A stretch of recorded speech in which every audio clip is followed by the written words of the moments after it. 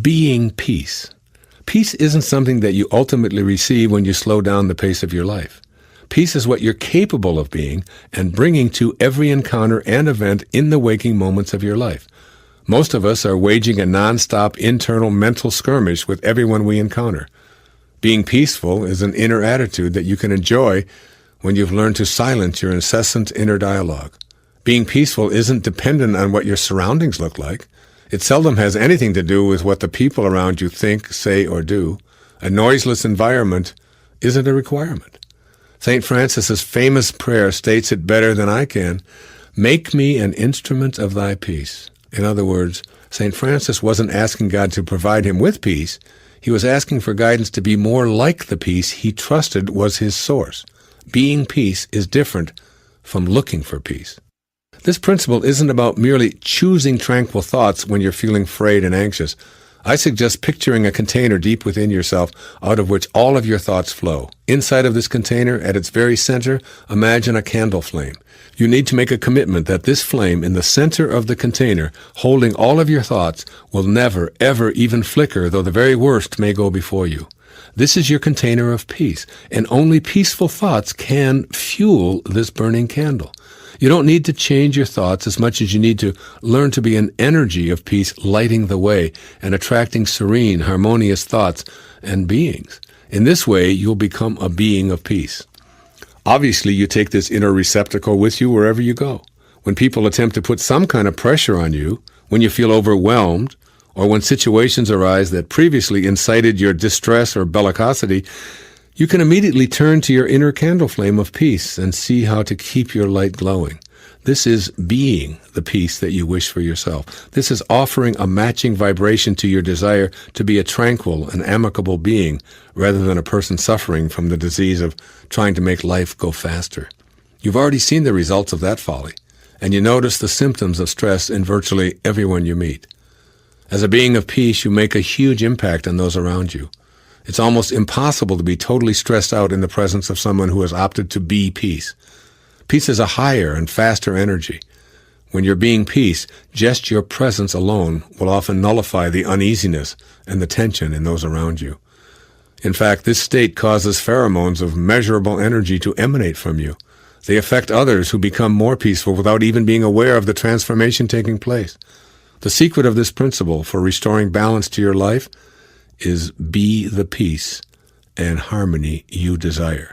You cannot get it from anything or anyone else. So you're not ready to take Nisargadatta's profound advice and just be? Then work at becoming that being with the inner light of a steady candle flame. Whenever you think something, you must go to this container, select a thought, and send it out into the world. Using this metaphor, the real issue isn't about simply selecting positive, loving thoughts and having your world shift back into balance. The real issue is what's in the container. That is, what's in the heart reservoir you have inside of you to give to others. This container within is connected to an endless supply of love. You need only turn your thoughts to that source to be filled with love. Love for yourself, love for the world, love for life, love for all others, and most significantly, love for your source of being. Then this is all that you'll have available to give away, and consequently, all that returns to you. It's been said that the difference between all of us living at ordinary levels of human consciousness and those we call saints is that they never forget God even for a single moment. They're cheerful when life is difficult, patient when others are impatient, and loving when others respond with hatred. Why? Because of that container. Ordinary people have a container out of which they pluck loving thoughts in certain circumstances. The saint has an internal vessel that contains nothing else out of which and into which love flows freely. So rather than working on simply changing your thoughts in order to become more peaceful and loving, why not shoot for the moon and think like the saint that you are? Focus on that container within.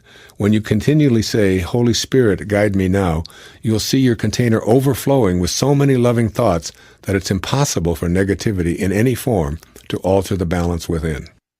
We seem to live in a totally out-of-balance world where our desires for feeling peaceful are challenged by the myriad non-peaceful energies that are considered newsworthy. But we do have a choice in this matter. And we can choose to realign ourselves energetically with our desire to live in this world peacefully, regardless of what's going on around us, and in spite of the non-peaceful energy we're so often subjected to. Sogyal Rinpoche observed that, quote, two people have been living in you all of your life. One is the ego, garrulous, demanding, hysterical, calculating. The other is the hidden spiritual being whose still voice of wisdom you have only rarely heard or attended to, unquote. I'm inviting you to restore some balance by looking for heaven everywhere and listening and attending to that hidden spiritual being that is within you at all times, begging you to pay it more heed.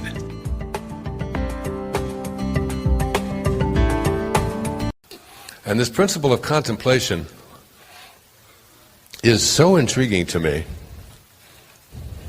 How many times I have said to my children, contemplate yourselves surrounded by the conditions which you intend to produce.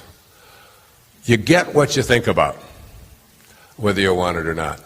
This thing that we call our thoughts is really the highest place within us, and we can use them to be thoughts that are aligned and think like God thinks, or we can use them as excuses and misalign ourselves and remind ourselves that God doesn't need any excuses. And so as you think of yourself as a God-realized being, you won't be doing that either. Contemplation is the continuous use of your thought process. How you use your thought process to train your mind in a new way. Remember, we are training ourselves in this seminar to elevate our concept of ourselves to a place that matches what it is that we would like to live out and attract and be in our lives. That's what we're doing. We're shifting our conception of ourselves and beginning to see ourselves as pieces of God from which we can never be disconnected. Secondly, your thoughts are actually like things that act to begin the process of materialization. So that what you think about ultimately becomes what you become and what becomes of you. If you contemplate with thoughts that match originating spirit, which is Thomas Troward's word for God, if you contemplate with thoughts that match originating spirit, then you will have the same power as originating spirit. That's an alarming thing to think and say. As you begin to contemplate in the same way that the creative force of the universe contemplates, then what you do is you shift out of your excuse pattern of things can't happen and won't happen into I am thinking in such a way that originating spirit thinks, and therefore if I continue to stay there, I will have the same power as originating spirit, because you are originating spirit. You can't be separated from it. When contemplation is a vibrational match to originating spirit, you gain the cooperation of divine mind, attracting and fulfilling your desires. Let me say it again. When contemplation is a vibrational match to originating spirit, and everything is vibration, every thought is vibration, you gain the cooperation of divine mind, attracting and fulfilling your desires. Contemplation, next, is therefore a kind of action in and of itself, which sets into motion all of the creative forces of the universe. You want to set into motion the energy that will allow you to attract into your life what you want. You want to be not thinking about a BMW in your driveway or a new Rolex on your arm. You want to be thinking like God thinks and living from those cardinal virtues, and recognize that you do not attract into this world what you want. You attract what you are. And as you become it and it becomes you, it becomes limitless. And a BMW makes no difference. When you rely on excuses, you allow your false self, the ego, to contemplate what you do not want or what you cannot have. Do you get that? When you rely on excuses, you give evidence that you contemplate what you can't have or what you don't want. Every time you come up with a reason why you can't do something or you can't have something, You are giving evidence that you are contemplating in a way that is not aligned with originating spirit. Therefore, you lose the power of originating spirit. Return to the ego. Every excuse you ever use for anything is evidence that you're contemplating what you can't have. Now, why you would want to contemplate what you can't have or what's missing in your life is a meme handed to you because basically you've been taught you're not worthy of all of that. God is worthy of that. You're not God. There's nothing more blasphemous than saying you are God, except we've been saying it here a lot.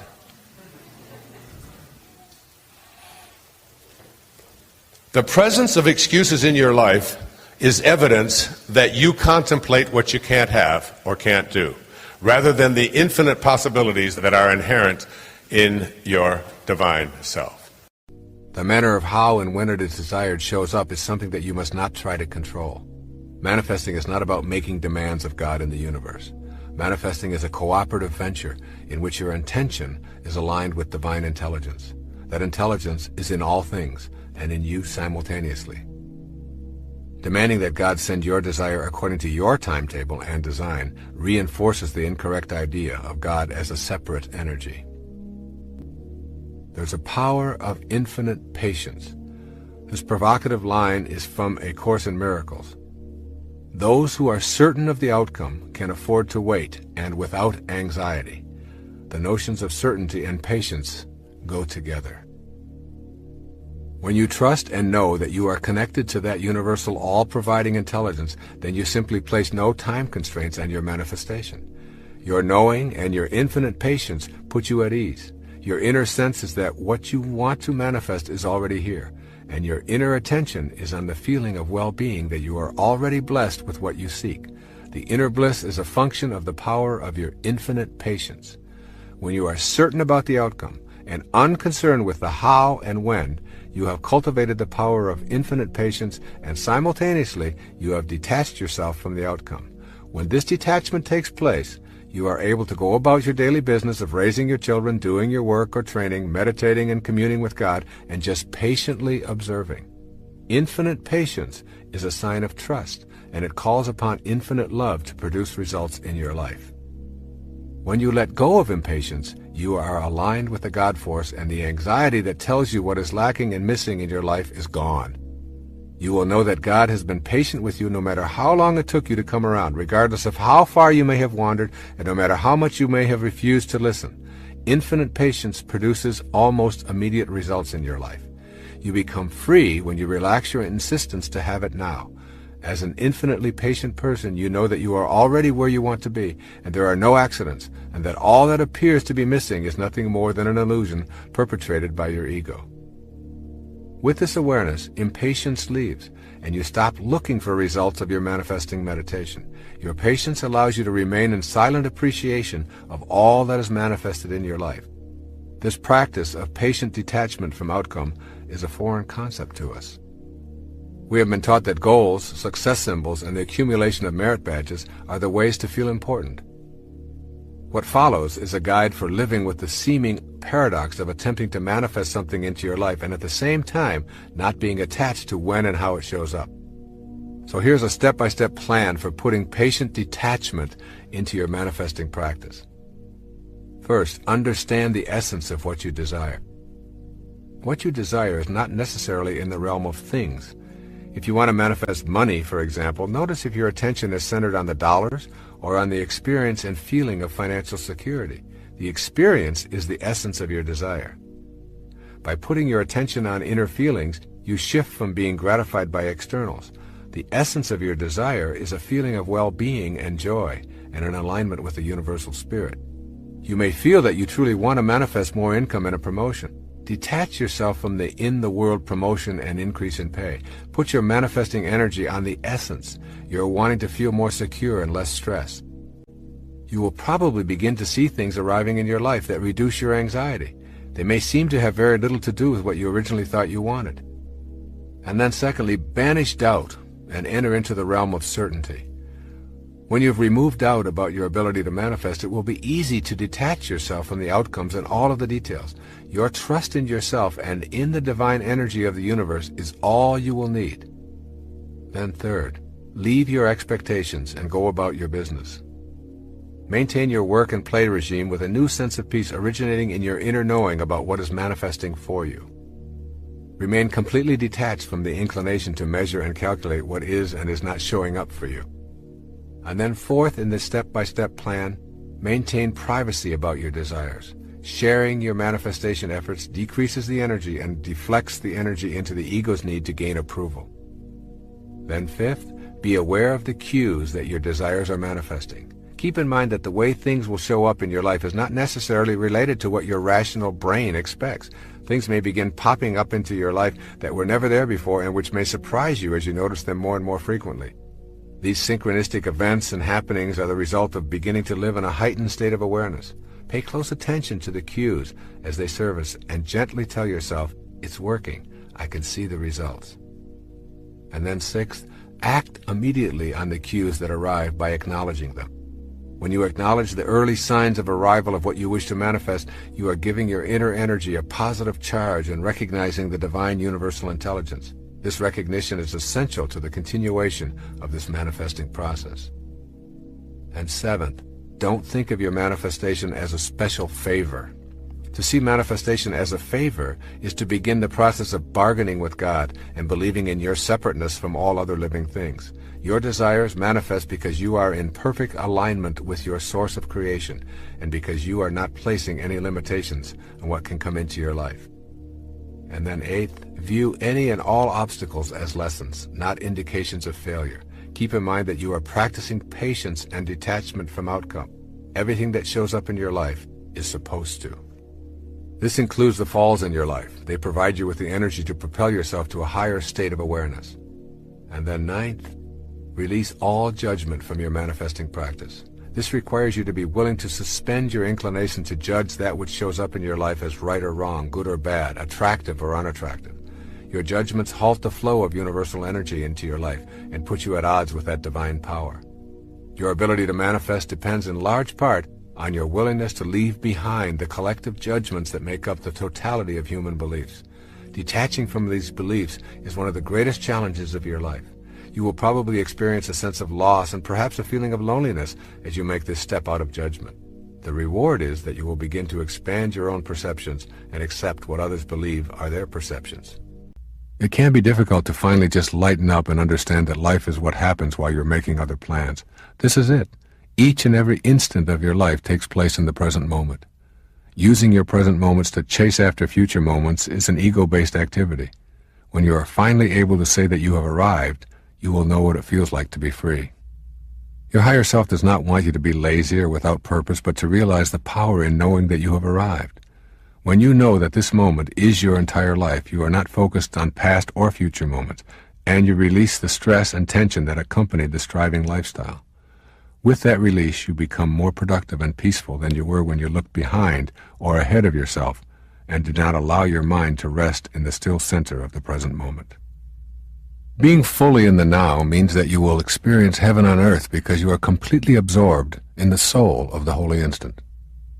To experience the bliss of knowing that you are here now in this moment, and that is all there needs to be, all there ever was, and all you will ever know, you must learn to trust your higher self and let go of those ingrained teachings from all the egos that have influenced your life up until now. You will begin to realize that you are not on trial in the now here. You will soon realize that your mission is to serve and extend the love that is your basic essence, period. You don't have to do more, even though you may choose to do a great deal. Your overriding objective is to stay focused on sending and receiving agape, the love of God. If you incorporate the following ideas into the practice of your daily mission, you will succeed in your objective. Nothingness. Nothingness has a very positive value in your life. It is out of nothing that all is created. Space is considered to be nothing, no particles, no form, so we describe it as nothing. To fear this empty space, or to deny its value as a part of us, means doubting our own existence. We came from nothingness, the nowhere I've described throughout this tape, to this world of form, the now here. Surrender. To understand the concept of surrendering, you will not be able to rely on your ego. Ego never wants you to even consider surrendering. It would much rather you hang on to the belief that you must strive and cling to the familiar way. The notion of being attached to what happened to you in the past can be very deeply ingrained in you by your false self. You must learn to recognize ego's attachment to the past when it uses this to keep you stuck in striving. Surrender the belief that your past is what is driving your present. Surrendering also means learning to recognize the signals from your higher self that something within you needs to be witnessed. This means surrendering to whatever is in the present moments of your life. For many people, it can be confusing to discern whether it is ego or spirit that is at the helm. I find that using the image of a boat moving along the surface of a lake is helpful in making the distinction between ego and higher self. I visualize the wake of the boat as a symbol of the past. The wake is not driving the boat, it is merely the trail that is being left behind by the present moment movements of my boat image. What drives the boat is the energy generated in the now. I do not credit or blame the past for the boat's present state of arriving in this spot on the lake. That past cannot drive you in this now, and that past needn't be held responsible for the boat's problems. Practice surrendering by creating a new agreement with now. Agree to know that your past is a trail of present moments that are all left behind, and at the same time, know that if you are having difficulty in this present moment, you will surrender to that reality. Surrendering invites your loving presence to be available in every now moment. What a pleasure each moment can then be, even the last moment. Acceptance. Once when I was asked to define enlightenment, the best I could come up with was the quiet acceptance of what is. I believe that truly enlightened beings are those who refuse to allow themselves to be distressed over things that simply are the way they are. To arrive rather than to strive means applying the wisdom of Reinhold Niebuhr's so-called serenity prayer. God grant me the serenity to accept the things I cannot change, the courage to change the things I can, and the wisdom to know the difference. Knowing the difference can be the most difficult part. There is an ancient Zen teaching that says if you understand, things are just as they are. If you do not understand, things are just as they are. This is the essence of acceptance and the way of arriving rather than striving. Bewilderment. Your physical being is an enormous miracle. Its thousands of working parts function with a divine organizing intelligence. Consider your blood circulation, air inhalation, and oxygenation, your eyes, muscles, and bones, all responding to a brain and nervous system that is beyond comprehension. There are miles of arteries and veins, intestines with infinitely tiny microbes, all working in unison with that divine intelligence that creates the body you occupy. To be in a state of bewilderment, stop and behold the wonder of you. Allow yourself to enjoy the bewilderment and awe of who and what you are. There is the miraculous machine that houses you, and there is the incomprehensible mystery of the ghost in the machine that is your mind and soul observing all. Patience. Our loving presence offers us the infinite patience that originates with God. It has taken me over 50 years to know many of the concepts I have talked about on this tape. God has been patient.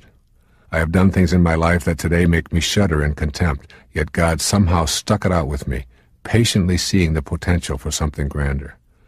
I have stolen and shoplifted in my earlier days, lied all too frequently, been promiscuous and unfaithful, used substances, and through all this and much, much more, God showed me her infinite patience. The stories of the lives of St. Paul and St. Francis of Assisi describe the same kind of patience. This infinite patience is available to you at all moments. Regardless of where you have been, how you have lived, or how much you have relied upon your false self, God's infinite patience is ever present. One of the great teachers in my life was Paramahansa Yogananda, a man who came out of India to teach the ways of the higher self to the people of the West. I've read many of his speeches and have found great comfort in his writings as well as reading about his life. I offer you one of my favorite sayings to ponder as you move toward an awareness of arriving rather than striving. Seek spiritual riches within, he reminds us. What you are is much greater than anyone or anything else you have ever yearned for. That is the voice of your higher self reminding you to quietly accept yourself and turn off the yearning. You are never going to get it all. You are it all already.